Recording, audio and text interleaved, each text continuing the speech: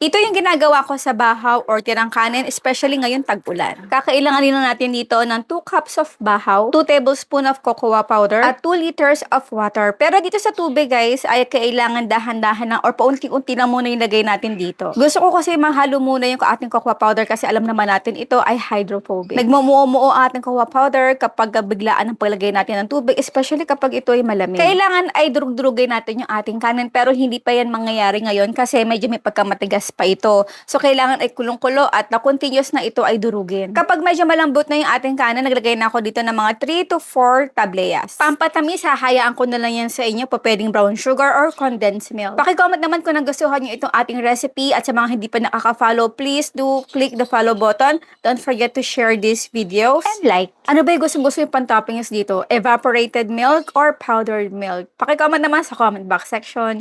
Kain po tayo. Sarap.